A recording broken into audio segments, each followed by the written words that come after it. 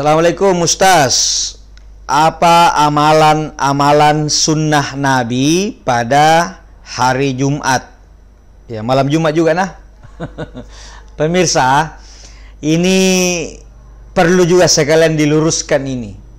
Setiap hari Kamis sore mulailah beredar di medsos-medsos, grup-grup WA, persiapan malam sunnah Rasul. Lalu malam sunnah Rasul itu, malam Jumat, orang konotasikan ke satu perbuatan, yaitu jima suami istri. Pertanyaannya, apakah memang itu saja sunnah Rasul? Ya tidak. Jadi malam Jumat, iya, itu malam sunnah Rasul. Tapi jangan dibilang sunnah Rasul untuk hubungan suami istri saja. Ini yang keliru. Kenapa? Jangan dulu, saya mau sunnah Rasul dulu. Itu menghina dan terlalu menyempitkan. Sunnah Rasul kok cuma hubungan suami istri. Ya meskipun itu juga tidak haram, memang kebutuhan. Tapi jangan dipersempit malam Jumat itu hanya malam untuk kegiatan yang satu itu. Jadi apa yang perlu dilakukan? Mulai terbenam matahari itu sudah masuk malam Jumat. Hari Kamis sore terbenam matahari masuk maghrib itu sudah dianggap malam Jumat, sampai matahari terbenam besoknya hari Jumat. Jadi malam dan hari Jumat itu hari dan malam yang istimewa. Hari Jumat itu kata Nabi Sayyidul Ayyam, pemimpin penghulunya hari. Maka maksimalkan. Sangat sayang itu kalau penghulu hari, pemimpin hari hanya dihabiskan untuk satu sunnah saja. Tidak. Jadi ayo, apa yang dilakukan? Pertama, baca surat Al-Kahfi. Ada keterangan, siapa yang membaca surat Al-Kahfi pada malam Jumat atau siangnya, dihapuskan dosa-dosanya satu Jumat yang lalu sampai Jumat hari ini ditambah 3 hari. Atau satu Jumat ini sampai satu Jumat yang akan datang plus 3 hari.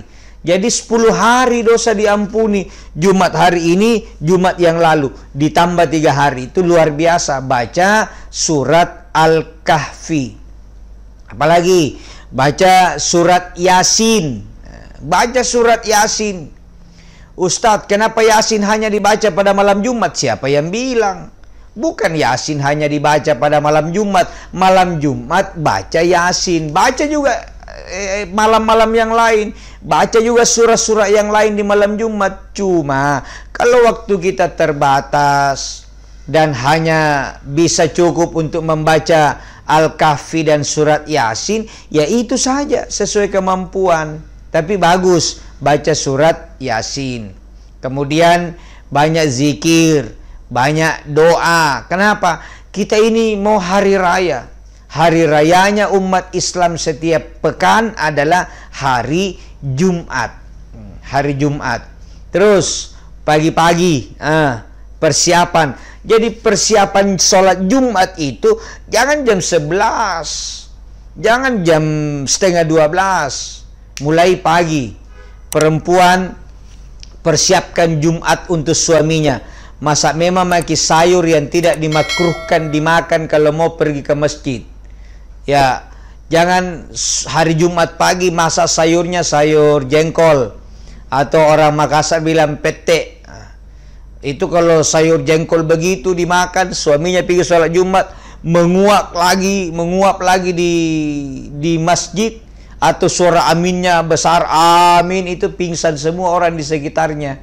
Jadi istri masak sayur yang tidak berbau. Jangan juga yang bikin mengantuk hari Jumat baru tumis kangkung. Baru mau naik khotbah hatib katin memang mi. Nanti bangun setelah kamat marah-marah kenapa Jumat tidak ada khotbahnya, padahal lihat tindroi, yang tidur.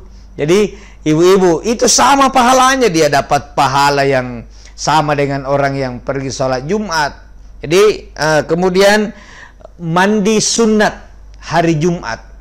Jadi kalau mau pergi masjid, mandi sunat hari Jumat. Ustadz, saya ke kantor, tidak ada waktu untuk mandi. Kan mandi dulu baru ke kantor. Jadi pagi, waktu mandi pagi-pagi, diniatkan saya mandi Jumat. Mandi untuk sholat Jumat.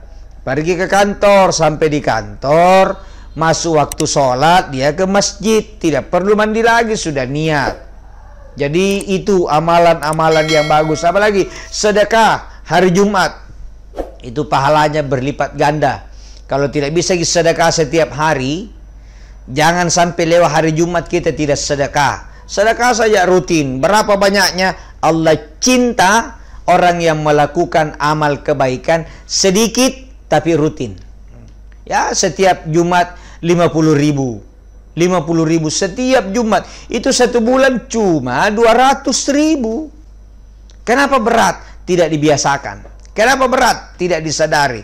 Si masukan di kota amal 2.000 rupiah. Satu bulan 4 Jumat cuma 8.000. Minta lagi menangis, ya Allah, jadikan saya golongan yang pertama masuk surga. Kata malaikat 8.000. Nah, jadi ayo kebiasaan sedekah. Cukur itu termasuk sunnah Jumat. Mau pergi ke masjid pagi-pagi, cukur dulu, rapikan kumis, dirapikan, dicukur, jenggot dirapikan, camban, potong kuku, sunat hari Jumat. Ya, pakai wangi-wangian kalau mau pergi sholat Jumat. Itu semua termasuk sunnah Rasul. Jadi sekali lagi, jangan hanya yang satu itu yang kita bilang sunnah Rasul. Jadi mulai sekarang berhenti pakai istilah itu. Kenapa? Sunnah Rasul dulu deh. Baru ujungnya lari ke situ. Jadi orang nanti anak-anak pikir inilah sunnah Rasul satu-satunya. Jangan. Mulai sekarang jangan lagi pakai istilah sunnah Rasul untuk ke tempat tidur. Ya, pakai sunnah Rasul baca Yasin, sunnah Rasul baca Al-Kahfi, sunnah Rasul salat tahajud, sunnah Rasul puasa Senin Kamis dan yang lain. Mudah-mudahan ada manfaatnya. Mohon maaf, wallahu a'lam bishawab.